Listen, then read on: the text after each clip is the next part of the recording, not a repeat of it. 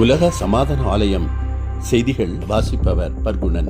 தென்கயலாயம் திருமூர்த்திமலை தத்துவ தவ உயர் ஞானபீடத்தில் புனித ரமலான் பண்டிகை முன்னிட்டு 21/3/2026 அன்று அதிகாலை சிறப்பு தவம் இயற்றப்பட்டது. உலக அமைதி தூதுவர் குருமகான் அவர்கள் உலகில் உள்ள அனைத்து இஸ்லாமிய மக்களுக்கும் தமது ரம்லான் தின நல்வாழ்த்துக்களை தெரிவித்தார்கள். ஆதி என்பது அணு என்றும், அந்த அணு என்பது ஆன்மா என்றும், அந்த ஒன்றை அறிந்தால் எல்லாவற்றையும் அறிந்ததற்கு சமமே, அதுவே அணு என்றும் குருமகான் குறிப்பிட்டார்கள். ஆதி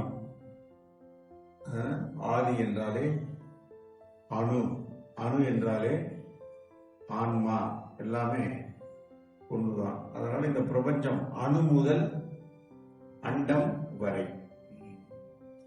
ஆகவேதான் எந்த ஒன்றை அறிவதால் எல்லாவற்றையும் அறிய முடியுமோ அந்த ஒன்றை அறிகிறார். அந்த ஒன்றுதான் என்ன? அணு.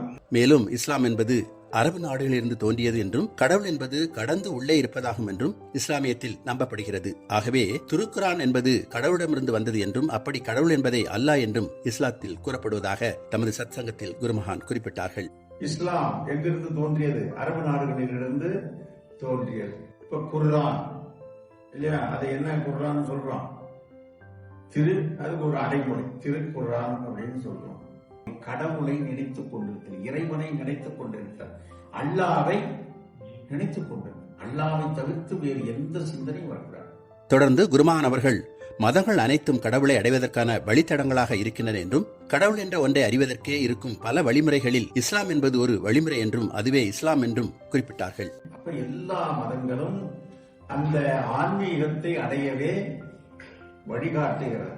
அப்ப மதங்கள் அனைத்தும் தடம், வழித்தடம்.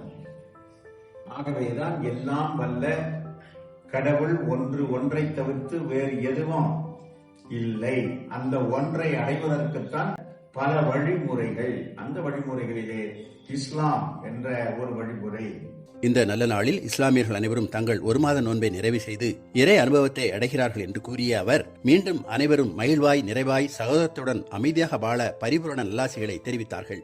உடல் நலம் பெறுவதற்கான ஃபர்ஸ்ட் நோன்பு என்ன? உண்ணா நோன்பு, உண்ணா விரதம், விரதம் இருத்தல், அதிலிருந்து விலகி இருத்தல். சந்தியாவந்தன காலம், இந்த காலங்களில் தான் இந்த உடலுக்கு தேவையானவைகள் மட்டும் எடுத்துக்கொள்வது. அப்புறம் நடுவில் எதையுமே, எந்த திட உணவு, எந்த திரவத்தையும், இன்னும் சொல்ல போனா வெளியிருந்து தண்ணி இல்ல, உமிழ்நீரையும் கூட முழுங்காமல் இருப்பது.